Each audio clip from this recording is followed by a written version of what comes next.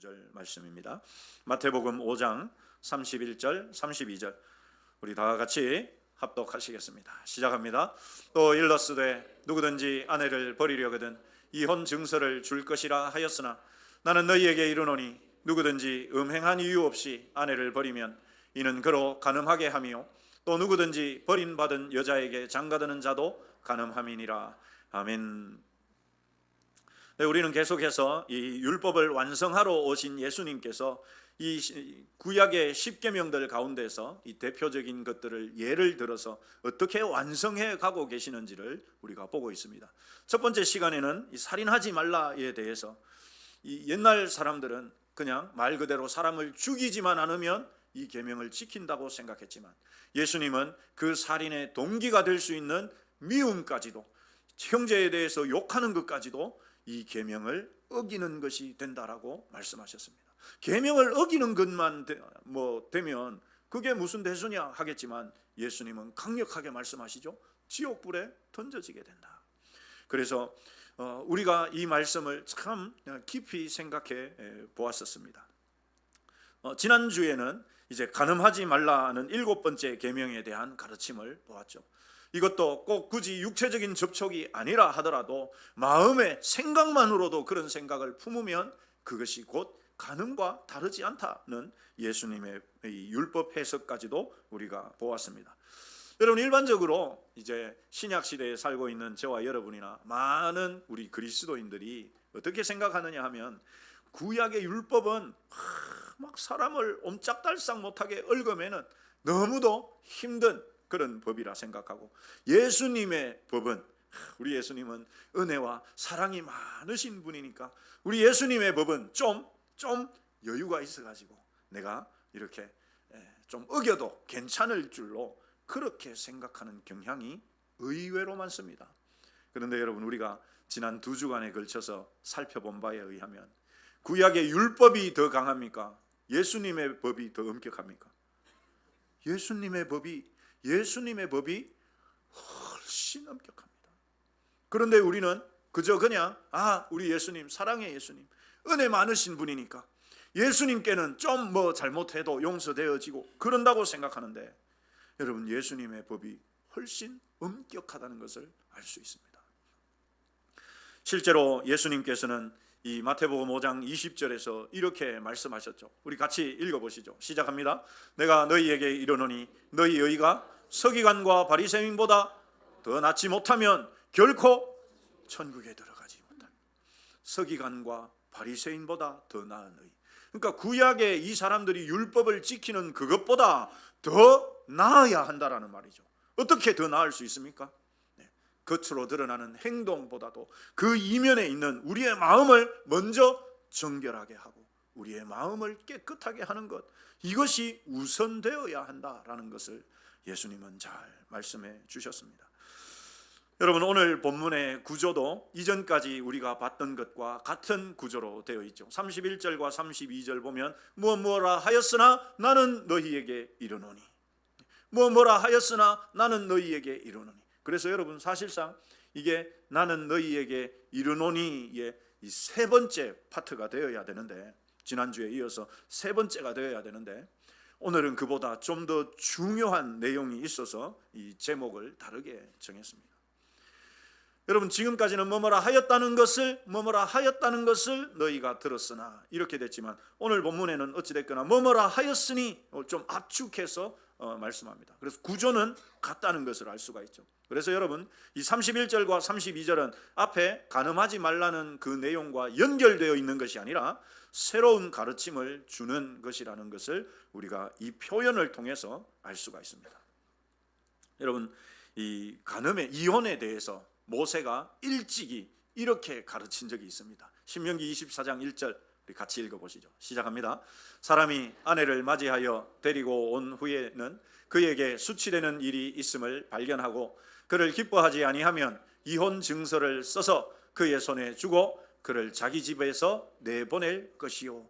여러분, 이 말씀이 오늘 본문에 의하면 또 일렀으되 누구든지 아내를 버리려거든 이혼 증서를 써서 줄 것이라 하였으나, 이 31절에서 본문 31절에서 하는 내용이 바로 이 신명기 24장 1절의 내용입니다. 모세가 이미 그렇게 했다. 그것을 너희가 지금까지 들어왔지 않느냐? 그런데 여러분, 참 이 신명기 24장 1절 말씀을 가만히 보면 여기에 참 맹점이 있습니다. 어떤 맹점일까? 여러분 얼른 한번 보시죠. 어떤 맹점이 있을까요? 어떤 맹점이 있을까요? 일단 지금 이혼을 할 수 있는 그 기준, 중심은 남편입니까? 아내입니까? 아내입니까? 남편입니까? 누가 내보내고 누가 나가는 겁니까? 네, 남편이 하는 거예요. 남편이 이혼증서 써가지고 가! 이러면 가야 되는 거예요, 여러분. 자, 그런데 여기에 보면 조건 중에 하나가, 자, 아내로 맞이하여 데려온 후에 그에게 수치되는 일이 있음을 발견하고, 이것은 여러분 그냥 넘어갈 수 있어요. 그러니까 결혼하기 전에 뭐 품행이 방정하지 못했거나 뭐 잘못된 게 그게 드러났으면 그런 말이거든요. 그 다음에 이어지는 바로 이 말입니다, 여러분. 그를 뭐 하지 아니하면, 기뻐하지 아니하면. 이 말이, 이 표현이 여러분 너무 애매한 거예요. 너무 두리뭉실한 거예요. 그래서 심지어 예수님 당시에 학파들이 있었습니다. 랍비들의 학파들이 있었거든요. 그 중에 굉장히 유명한 힐렐 학파에서는 뭐라고 가르쳤느냐 하면은, 예수님 당시에입니다. 예수님 당시에 이 랍비들의 학파들이 여러 개 있었는데 그 중에 가장 유명한 학파 중에 힐렐 학파라고 있었는데, 그 학파에서는 뭐라고 가르쳤느냐? 아내가 아침 식사 준비한다고 빵을 굽다가 빵을 태웠으면 이혼할 수 있다. 이렇게 가르친 거예요. 기가 막히죠, 여러분. 네, 우리 남자분들은 야, 좋은 세상이었겠다 이래 생각하실 수 있겠습니다만은 저는 그렇게 생각하지 않습니다. 예, 네. 여러분 그렇습니다. 이러니 보세요. 그를 기뻐하지 아니하면에는 5만 가지 것들이 다 포함되는 거예요. 자고 남편이 아침에 일찍 일어났는데 막 아내가 부시시하니 머리에 새집도 지어가지고 막 눈곱도 깎이고, 아이 기뻐하지 않아, 가 이혼증서 써가지고 가, 이럴 수 있다는 말입니다, 여러분. 그러니 당시에 여인들이, 아내들이 가정에서의 삶이 여러분 어땠을까요? 1번 행복했다, 2번 살얼음판을 걷는 것 같았다. 어우, 잘하시네요, 여러분. 그렇겠죠. 잘못하면 어떻게 됩니까? 이혼당하거든. 그런데 여러분 당시에 이혼을 당하면 아직까지도 여러분 요즘에는 그래도 뭐 이 돌싱이라고 해가지고 뭐 크게 흠으로 생각지 않는 그런 사회적인 분위기가 되었습니다만은, 이때 당시까지 갈 필요도 없습니다. 여러분 우리 한 2세대 전만, 우리나라 2세대 전만 하면 소방 맞는 것을 여러분 어떻게 생각했습니까? 가문의 수치로 여겼어요. 칠거지약 들어보셨죠? 젊은 분들은 잘 모르실 텐데, 그 칠거지약에 해당되면 어떻게 합니까? 쫓겨나는 거예요. 그러니까 여러분 여인들의 삶이 당시에 이 가정생활인데, 가정 안에서, 결혼 안에서도 이 이혼녀라는 그런 오명을, 불명예를 뒤집어 써야 하기 때문에 그야말로 살얼음판을 걷는, 이 가정에서는 어릴 수밖에 없는, 갑이 아니라 어릴 수밖에 없는 위치였던 것입니다.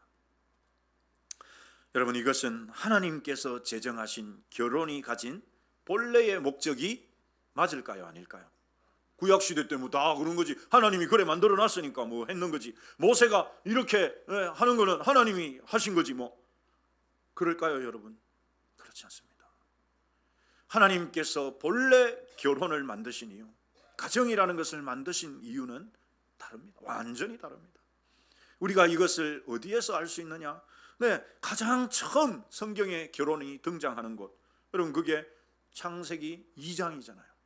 하나님께서 아담을 만드신 후에 이제 하와를 만들어서 인류 최초의 결혼과 가정생활이 시작이 되죠. 하나님은 아담을 창조하신 후에 아담 혼자 사는 것이 여러분 참 청승맞고 보기에 좋지가 않으셨어요. 여기에 지금 남자 혼자 계신 분 안 계시죠? 혼자 사시는 분. 여러분 참 어른들 중에, 특히 이제 어르신들 중에 할머니 혼자 계신 것과 할아버지 혼자 있는 것을 보면 여러분 이게 참 다릅니다. 그죠? 이 할머니는 그래도 혼자서 밥도 잘 해 드시고 뭐 깔끔하게 하시고 정리도 잘 해놓고, 근데 할아버지도 무시하는 거 아닙니다. 예. 여러분 혼자 지내는 할아버지 보면 참 서글프죠. 그래서 하나님이 마찬가지셨던 거예요. 이 아담 저 혼자 놔둬가지고 이게 일이 안 되겠다. 그래서 여러분 하나님께서 아담이 혼자 있는 것이 좋지 않으셨어요. 다 좋았는데 그게 좋지 않으셨어요. 그래서 하나님은 결혼을, 가정을 만들기로 하시죠. 창세기 2장은 당시의 상황을 이렇게 알려줍니다. 우리 20절 같이 읽어보시죠. 시작합니다. 아담이 모든 가축과 공중의 새와 들의 모든 짐승에게 이름을 주니라. 아담이 돕는 배필이 없으므로. 아담이 돕는 배필이 없었다, 이렇게 이야기합니다. 여러분 그런데 제가 18절부터, 성경이 있으신 분들은 창세기 2장 18절부터 21절까지를 저하고 같이 한번 보시면 좋을 것 같아요. 왜냐하면 이 부분이 아주 중요한 부분이기 때문에 성경이 있으신 분들은 창세기 2장 18절부터 21절까지 제가 읽겠습니다. 여호와 하나님이 이르시되 사람이 혼자 사는 것이 좋지 아니하니 내가 그를 위하여 돕는 배필을 지으리라 하시니라. 그리고 여러분 18절 읽은 다음에 21절로 넘어가서 내가 그를 위하여 돕는 배필을 지으리라 하시니라. 21절 여호와 하나님이 아담을 깊이 잠들게 하시니 잠들매 그가 그 갈빗대 하나를 취하고 살로 대신 채우시고. 그런데 여러분 19절과 20절은, 그러니까 18절에서 하나님이 아담 혼자 있는 게 좋지 않아가지고 돕는 배필 지으리라 하시고 21절로 바로 건너뛰면 그 아담을 깊이 잠들게 해가지고 그 다음에 갈빗대를 취해서 하와를 만드는 장면이 나오거든요. 그러니까 18절과 21절이 서로 그냥 연결됩니다. 그런데 그 가운데 보면 19절과 20절이 들어있는데 19절과 20절은 가만히 보면 어떤 내용인가? 제가 읽겠습니다. 여호와 하나님이 흙으로 각종 들짐승과 공중의 각종 새를 지으시고 아담이 무엇이라고 부르나 보시려고 그것들을 그에게로 이끌어 가시니 아담이 각 생물을 부르는 것이 곧 그 이름이 되었더라. 아담이 모든 가축과 공중의 새와 들의 모든 짐승에게 이름을 주니라. 아담이 돕는 배필이 없었다. 이렇게 되거든요. 그러니까 여러분 19절 20절의 내용은 뭐냐 하면 하나님께서 아담에게 하나님께서 만드신 모든 동물들의 이름을 지으라고 하신 거거든요. 자, 18절과 21절 그 사이에 보면 결혼과는, 가정과는 아무런 상관도 없는 동물 이름을 지어주는 이야기가 그 사이에 쏙 들어가 있단 말이죠. 오히려 여러분 19절과 20절을 빼내면 성경의 흐름이 훨씬 자연스럽게 이어지는 거예요. 왜냐하면 내가 그를 위하여 돕는 배필을 지으리라 하시니라. 여호와 하나님이 아담을 깊이 잠들게 하시고 하와를 만드셨다 되기 때문에 내용 연결이 훨씬 매끄럽게 연결됩니다. 그런데 이렇게 매끄러운 흐름을 뚝 잘라가지고 전혀 상관도 없는 동물 이름 짓는 것을 19절 20절을 그 사이에다가 집어넣은 거예요. 여러분 성경에 보면 가끔씩 이런 내용들이 많이 나오거든요. 그래서 성경을 하나님 말씀으로 믿지 않는 사람들은 봐라 이거 성경을 여기서 조금 저기서 조금 짜집기 해서 성경을 만들다 보니까 이래 서로 내용이 맞지도 않는 것들이 막 들어가 있고 이렇다, 이렇게 말하거든요. 여러분 근데 그거 맞습니까 틀립니까? 이거 큰일 났네. 맞습니까 틀립니까? 틀리죠. 절대 틀리는 일이죠. 하나님의 말씀인 성경은 한 토시 하나라도 여러분 엉뚱하게 기록된 일이 있다 없다? 절대 없다. 이것이 우리가 믿는 이 성경에 대한 가치관이에요. 그러면 도대체 왜 하나님은 이렇게 18절 21절을 연결하면 오히려 문맥의 흐름이 자연스럽게 흘러가는데 그것과 상관도 없는 19절과 20절을 이 사이에 넣어놨느냐요. 여기에 너무도 중요한 이유와 의미와 목적이 담겨 있다는 것입니다. 만약에 여러분 18절에서 21절로 바로 19절 20절이 없고 18절에서 21절로 곧바로 넘어가면 어떤 문제가 일어나느냐 하면 우리 하나님의 성품에 대해서, 우리 하나님의 본성에 대해서 오해할 소지가 생깁니다. 어떻게 오해할 수 있느냐, 이런 것이죠. 자, 18절에서 여호와 하나님이 이르시되 사람이 혼자 사는 것이 좋지 아니하니 내가 그를 위하여 돕는 배필을 지으리라 하시니라. 21절로 바로 넘어가면 여호와 하나님이 아담을 깊이 잠들게 하시죠. 자, 그러니 여러분 어떤 일이 일어났습니까? 지금 하나님이 18절에 딱 보니까 아, 이거 내가 마음에 안 드네. 야, 이거 내가 보기 안 좋네. 그러니까 하나님이 자기 마음대로 아담의 생각과는 상관없이 하나님이 자기가 보기에 좋지 않으니까 아담을 뒤통수 때려서 기절시켜가지고 갈빗대 하나, 아담에게 동의도 구하지 아니하고 갈빗대 빼가지고 하와를 만드시는 하나님. 하나님은 마음에 들지 않으면 마음대로 하시는, 물론 여러분 우리 하나님은 모든 것의 주인이시기 때문에, 창조주이시기 때문에 마음대로 하실 수 있는 권한이 있습니다. 그러나 우리가 믿는 하나님은 그렇게 마음대로 하시는 무례하신 하나님이 절대 아닙니다. 바로 그것을 알려주는 것이 19절과 20절입니다. 우리 하나님은 우리를 배려하시는 하나님, 우리를 생각하시고 존중하시는 하나님. 그래서 하나님은 19절과 20절을 넣어놓은 것입니다. 여러분, 바로 이런 거죠. 지혜로운 부모는요, 자식이 자녀에게, 야, 우리 아들 딱 보니까 지금 이제 한 6, 7살 됐고 이제 자전거 탈 나이가 됐으니까 자전거 사줘야 되겠다. 그래서 손잡고 가가지고 자전거 안 사줍니다. 어리석은 부모는 그렇게 합니다. 지혜로운 부모는 어떻게 하느냐 하면 이 아이에게 자전거가, 아빠 나도 자전거 사고 싶어요, 나도 자전거 타고 싶어요 라고 말하도록 만드는 거예요. 어떻게 하느냐, 같이 운동장에 같이 나가서 거기에 보면 자기 또래 친구들이 막 자전거 타고 다니고 있어. 그러면 이 아이가 어떻게 할까요? 아빠 나도 자전거 타고 싶어요. 그래, 그러면 우리 자전거 사러 가자 하든지, 아니면 가서 아들에게 밤에 자전거 사오다가 아이가 자고 있을 때 탁 놔놓고 아침에 딱 일어나 우와 좋아하게 만들죠. 우리 하나님이 지금 그 일을 19절과 20절에서 하는 것입니다. 여러분 19절 말씀 같이 18절 19절 말씀 같이 읽어보시죠. 시작합니다. 여호와 하나님이 흙으로 각종 들짐승과 공중의 각종 새를 지으시고 아담이 무엇이라 부르시나 보시려고 그것들을 그에게로 이끌어 가시니 아담이 각 생물을 부르는 것이 곧 그 이름이 되었더라. 여러분 이 19절만 해도 설명드릴 말씀드릴 것들이 참 많습니다만 한 가지만 말씀드리겠습니다. 여러분 하나님께서 아담에게 지금 이 모든 들짐승들 이름을 지으라고 하셨죠.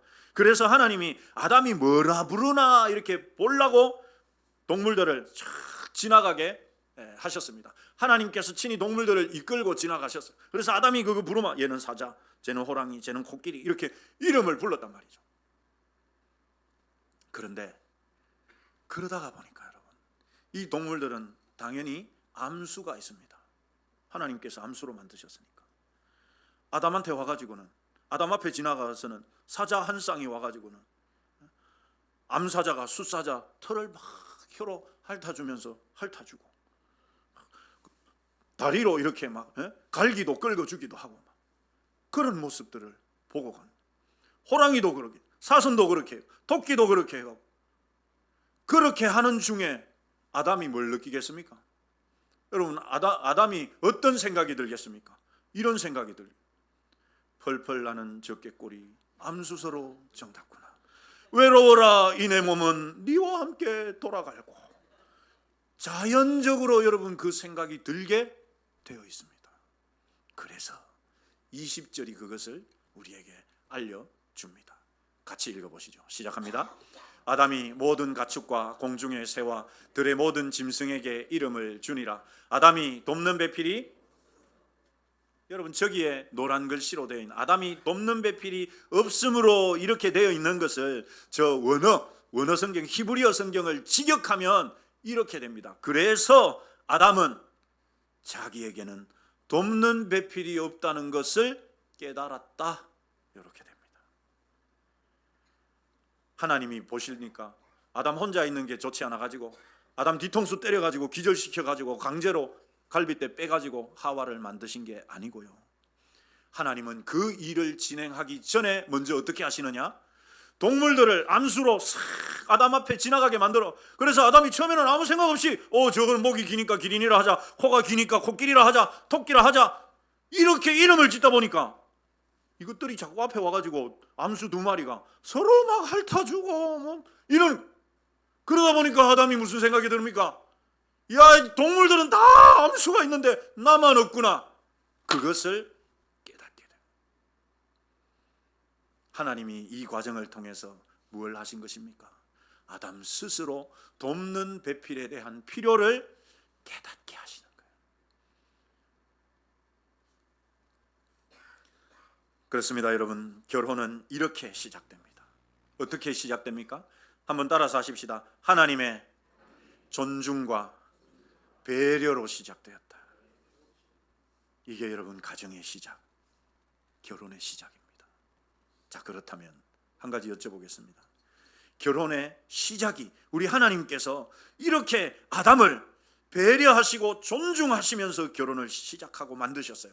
그렇다면 우리의 결혼, 우리의 가정생활, 남편이 아내에 대해서, 아내가 남편에 대해서 여러분 무엇과 무엇이 있어야 하겠습니까?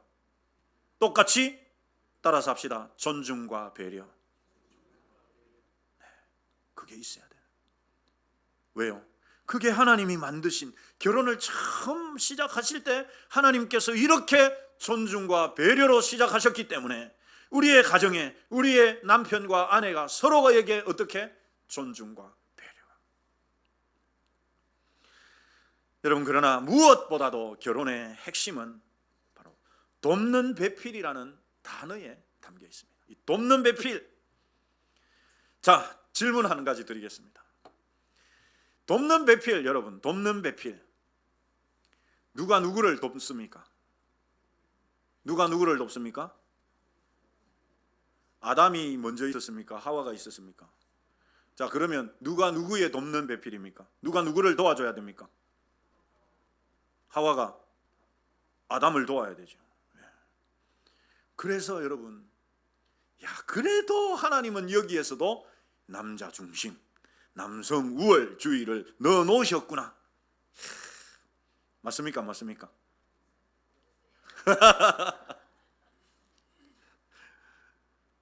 그렇지 않습니다. 여러분, 여기에 이 돕는 배필이라는 말이 그런 오해를 불러일으킨 거예요. 돕는 배필이라는 말이, 돕는 배필을 지으리라. 내가 그를 위하여, 그러니까 그가 누굽니까? 아담을 위하여 돕는 배필 누구를? 하와를 지은 거예요. 그러니까 아담이 중심이고 하와는 아담을 돕는 자가 되는 겁니다. 이것이 여러분 참 오랜 시간 동안 오해를 불러일으켰어요. 그래서 여자는 남자를, 남자는 중심이고, 남자는 가만히 앉아서 밥상 앞에 앉아 있고, 밥에다가 탁 갖다 바치고, 국이 와 이랬잖아. 그러면 아유, 얼른 다시 가서 다시 만들어 오겠습니다. 그렇지 않습니다. 이 돕는 배필이라는 말을 원어로 보면은, 가능하면 이걸 좀 이제 다음번에 성경이 개정되거나 할 때는 조금 더 좋은 표현으로 하면은 더 낫지 않겠나, 개인적으로 그렇게 생각하고 있습니다. 여러분, 이 돕는 배필이라는 말의 이 원어의 의미를 보면 앞에서의 도움입니다. 앞에서의 도움. 한번 따라서 합시다. 앞에서의 도움. 그래서 이걸 조금 의역하면 앞에 서서 마주보며 돕는 사람, 마주보며 돕는 사람이라는 의미거든요. 자, 그러면 왜 여러분 굳이 앞에서 도와야 될까? 뒤에서 밀어줘도 되고 뭐 옆에서 같이 가도 되고 한데 왜 굳이 앞에서 도와야 될까? 여기에 세 가지의 의미가 있습니다. 첫 번째 의미, 우리 같이 한번 읽읍시다. 시작합니다. 서로의, 다 같이 다시 한번 시작. 서로의 동등함을 의미합니다. 여러분, 임금과 신하는 동등합니까? 안 동등합니까? 자신 있게 좀 말씀해 주세요. 임금과 신하는 같습니까? 다릅니까? 달라요. 그래서 임금님 앞에서 신하들은 허리를 숙이고 있어야 됩니다. 주인과 종은 동등합니까? 다릅니까? 달라요. 그래서 주인 앞에서 종은 엎드려야 됩니다. 그러나 부부의 관계는 그런 관계가 아닙니다. 어떤 관계입니까? 마주 서서 보는 관계. 마주 서서 보는 관계. 여러분, 이것은 하와가 아담의 갈비뼈로 지음받았다는 사실에서도 잘 드러납니다. 이것을 언젠가 제가 한번 이 말씀을 드렸는데, 이 매튜 헨리라는 주석가가 참 정말 가장 아름다운 이 성경 주석상 가장 아름다운 통찰력으로 이렇게 주석을 했습니다. 제가 읽어드리겠습니다. 여자는 아담의 머리로 만들어지지 않았으니 남자를 지배할 수 없고, 발뼈로 만들어지지 않았으니 남자에게 짓밟혀서도 안 된다. 여자는 남자의 동등한 위치인 옆구리에서, 보호받도록 팔 아래에서, 그리고 사랑받도록 심장 가까운 곳에서 취해 졌다. 이 하나님의 아담의 갈비뼈에 왜 굳이 갈비뼈를 취했을까? 거기에 대한 해석이죠. 그래서 여러분, 결혼 생활에서 어느 한쪽, 남편이든 아내든 어느 한쪽에 일방적인 주도권을 갖고 군림하는 것은, 이것은 결코 성경적이지 않다는 사실입니다. 두 번째, 여러분, 이 돕는 배필의 의미, 앞에서의 도움, 마주보며 도와주는 사람의 의미, 두 번째, 같이 읽겠습니다. 시작합니다. 서로의 부족함을 어떻게 하라고? 채우라고. 여러분, 당시에는 거울이 없었어요. 맞겠죠? 아담과 하와가 만들어졌을 때 거울이 여러분 있었겠습니까? 없죠. 그러니까 아담이 자고 일어나도 머리가 막 새집을 지었는지, 막 눈곱이 끼었는지, 밥을 먹다가 밥풀이 코에 붙었는지, 볼에 붙었는지 압니까, 모릅니까? 압니까, 모릅니까? 몰라요. 지금 이렇게 거울이 많고 거울이 발달된데도 가끔씩 밥 먹다 보면 옆에 이렇게 또 붙여가고 있거든. 그래서 여러분, 하와가 앞에서 마주 보면 그게 어떻습니까? 보여요. 보이면 어떻게 하라고? 떼주고, 침 발라갖고 머리 새집 진 거 이렇게 예쁘게 만들어주고 하라고. 그래서 앞에서 돕는 사람. 게다가 여러분, 남녀는 성향적으로도 다르죠. 여러분, 그래서 오죽하면 이 연애책, 결혼과 관련된 이 책에서 남자는 저 화성에서 왔고 여자는 저 금성에서 와가지고 만난, 얼마나 여러분 서로 다르면 서로 다른 별에서 왔다고까지 저렇게 말할 정도로 굉장히 유명했던 책인데, 여러분 한번 읽어보셨는지 모르겠습니다. 이렇게까지 말할 정도, 남녀가 완전히 달라요. 여러분, 성향적으로 서로 다르거든. 그런데 그렇게 다른 이유는 서로 그 다른 모습을 보면서 너는 왜 그렇니? 너는 왜 그렇니? 왜 이 모양이 꼴이니? 서로 비난하고 헐뜯고 싸우라고 하는 것이 아니고 어떻게 하라고요? 다르기 때문에 어떻게 할 수 있습니까? 채워줄 수가 있는 거예요. 다르기 때문에 도와줄 수 있는 겁니다. 그래서 여러분, 하나님이 남녀를 서로 다르게 만드신 거예요. 여러분, 퍼즐 맞추기 해보셨는지 모르겠네요. 이런 퍼즐 맞추기, 여러분, 이 퍼즐 맞출 때 똑같이 생긴 것끼리 맞습니까? 안 맞습니까? 안 맞아요. 하나는 튀어나오고 하나는 쏙 들어가야지 거기에 딱 맞아 끼어져 가지고 퍼즐을 맞추어 가는 거예요. 저기 튀어나와 있는 것이 있기 때문에 나의 이 오목한 부분에 그게 맞아 들어가서 아름답게 조각이 맞춰져 가는 것이죠. 그런데 우리는 어떻게 합니까? 그 다른 것 때문에 막 싸워요. 하나님께서 남자와 여자를 다르게 창조하신 것은 그것으로 헐뜯고 싸우라는 것이 아니라 저렇게 퍼즐 조각처럼 서로 마주보면서 상대의 빈 곳을 채워주라고. 한번 따라서 하십시다. 채워주라고. 너는 왜 그 모양이냐? 말하지 말고 여러분, 내가 채워주면 됩니다. 채워주면 됩니다. 우리가 교회를 섬기는 것들도 마찬가지예요. 여러분, 내가 이렇게 지나가다 보니까 휴지통이 꽉 찼어. 그러면 많은 사람, 이거 막 우리 허정희 권사님 말씀하는 거 아닙니다. 다른 교회 같은 경우 관리 집사님들이 있으니까 관리 집사가 도대체 하는 일이 뭐냐? 그렇게만. 아니, 그러면 여러분 발로 한번 푹 밟아주든지 아니면 갔다가 한번 내가 비워놓으면 되죠. 왜? 내 눈에 띄었으니까. 이게 여러분 가정생활에서도 똑같이 영향을 미치는 거예요. 치약, 흔히 여러분 치약 비유 많이 들잖아요. 저는 밑에서부터 싹 이렇게 올려갖고 이렇게 쓰면 집사람은 그렇게 내가 애써 올려놓은 거를 가운데 푹 눌러갖고 가보면은 가운데 푹 눌러가지고 그래 있어. 보기도 싫고 마음도 눌리고 막 기분도 눌리고. 그럼 왜 이렇게 하느냐? 처음에는 그런 것들 때문에 신혼 때는 싸운단 말이죠. 근데 지금은 아예 밑에 이렇게 치약 짜는 거 이렇게 기계가 있더라고요. 말아놓으면 그러면 가운데를 짜도 뭐 아무 상관이 없으니까 여러분. 그렇게 하면 집 아내가 짜기 쉽게 내가 말아 올려놓고 내가 미리 볼펜 갖고 막 칫솔 갖고 문대 갖고 올려놔 놓고 그러면 아내가 국 짜서 쓰기가 편하니까 그렇게 생각하면 되는데 왜 그러냐고. 아침부터 여러분 막 싸우고 나면 하루 종일 짜증이 난다 안 난다. 그렇습니다. 여러분, 왜 이 하나님께서 하와를 앞에서 마주보고 도와주는 존재로 세우셨느냐? 서로의 부족함을 채워가라. 마지막 세 번째, 정말 중요한 여러분 이유가 있습니다. 같이 읽겠습니다. 시작합니다. 서로를 영적으로 바르게 세우라는 뜻입니다. 우리는 여러분 이 1번, 2번은 세상 사람들도 그렇게 하죠. 그런데 우리에게는 그보다 더 중요한 목적이 하나 있습니다. 내가 보니까 우리 아내 요즘에 기도도 잘 안 하고 성경도 잘 안 읽는 것 같아. 그러면 기도할 수 있게 같이 기도하는 시간을 갖든지, 우리 같이 성경 읽기 하자 해가지고 성경 읽기를 하든지. 보니까 요즘 우리 남편이 사회생활이 바빠가지고 막 신앙생활 제대로 안 하는 것 같아. 그게 여러분 아내의 눈에는 들어오거든요. 그러면 어떻게 합니까?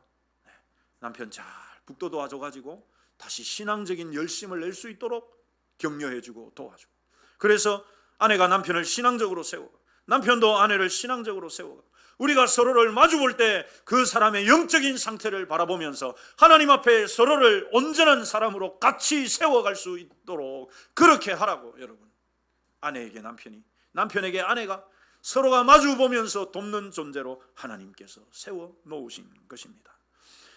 부부는 신앙생활에 가장 가까운 영적의 최고의 동역자입니다. 감성적인 아내가 은혜를 더 깊이 누리기 때문에 가정을 기도로 깨워가면, 이성적인 남편은 그 은혜가 또 한쪽으로 치우치지 않도록 말씀으로 기준을 탁 잡아가는 것. 남편의 신앙이 흔들릴 때 아내가 기도로 붙잡아주고, 아내가 영적 침체에 빠질 때 남편이 영적 가장으로서 이끌어 줄 때, 이것이 앞에서 돕는다는 말의 의미입니다. 이렇게 서로의 영성을 점검하면서 하나님 앞에 바르게 서도록 서로 돕는 것이 부부의 궁극적인 사명입니다. 여러분, 이런 부부는 배우자의 음행 말고는 헤어질 수 없다. 이것이 예수님의 가르침이죠. 같이 읽겠습니다. 시작합니다. 나는 너희에게 이르노니 누구든지 음행한 이유 없이 아내를 버리면 이는 그로 간음하게 하며, 또 누구든지 버림받은 여자에게 장가드는 자도 간음함이니라. 그렇습니다. 여러분, 본래 이 히브리어에 오늘 좀 우리 히브리어를 하나 볼 건데요. 여러분, 히브리어가 참 의미가 있습니다. 이 남자를 뜻하는 단어가 이게 깨어졌네. 글씨가 히브리어가 제가 볼 때는 괜찮았는데, 제가 볼 때까지는 괜찮았는데 이게 지금 글씨가 깨어져서 안타깝습니다. 여러분, 이 히브리어에서 남자를 뜻하는 단어가 이쉬라는 단어입니다. 한번 따라서 하십시다. 이쉬 이거 아닙니다. 이쉬인데 이게 남자를 뜻하는 단어예요. 이쉬가 남자를 뜻하는 단어인데, 그 단어 형태 그대로, 그 단어 형태가 그대로 있는데 거기에 여성형 어미가 있어요. 여성형을 나타내는 어미만 딱 갖다 붙이면, 따라서 하십시다. 이샤가 되는데, 그 이샤가 여자라는 단어가 돼요. 이 히브리어에서 이씨는 남편도 되고 이샤는 아내도 되거든요. 그러니까 여러분, 원래 이 남자와 여자라는 단어 자체가 하나의 단어거든. 하나의 단어인데 똑같이 생긴 그 형태의 단어에 여성형 어미만 딱 갖다 붙이면 여자가 돼요. 그렇다는 말은 여러분, 본래 남자와 여자가 하나라는 것을 보여줘요. 남편과 아내는 둘이 아니라 하나라는 것. 그래서 여러분, 예수님께서 마태복음 19장 6절에 이렇게 말씀하신 겁니다. 같이 읽죠. 시작합니다. 그런즉 이제 둘이 아니요 뭐니? 한 몸이니. 한 몸이. 본래 여러분, 이 하와가 아담의 갈비뼈를 가지고 만들어졌으니까 원래도 한 몸인데, 히브리어 단어 자체도 여러분 그 같은 단어로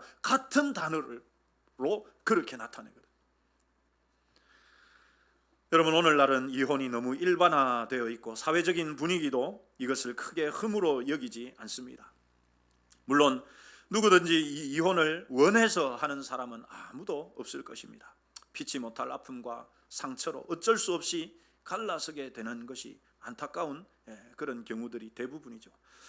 하지만 예수님께서 오늘 본문을 통해서 우리에게 주시는 이 본질적인 메시지는 여러분 분명합니다. 하나님이 계획하신 결혼의 원래 디자인은 그 아름다운 가치를 훼손하지 말고 회복하라는 것이죠. 하나님이 설계하셨던, 하나님이 꿈꾸셨던, 하나님이 계획하셨던 그 가정, 그 결혼을 우리가 회복하고 그렇게 살아가기를 원하신다는 사실입니다. 우리가 가정의 위기를 겪는 많은 이유 중에 하나는 결혼의 이런 이 성경적인 결혼관에 대해서, 가정관에 대해서 제대로 알지 못하기 때문에, 알지 못한 채 시작하기 때문에 그렇습니다. 저도 여러분 그랬습니다. 저도 결혼할 때 27이었나? 27, 11월 달에 결혼해. 그 27짜리가 뭘 알겠습니까, 여러분? 그러니 맨날 싸웠지 뭐. 누군가 이런 이야기를 좀 미리 알려주고 제가 공부하고 배울 수 있었으면, 최소한 성경적인 결혼의 의미가 무엇인지만 좀 알았더라면 얼마나 좋았을까, 그런 생각을 해봅니다.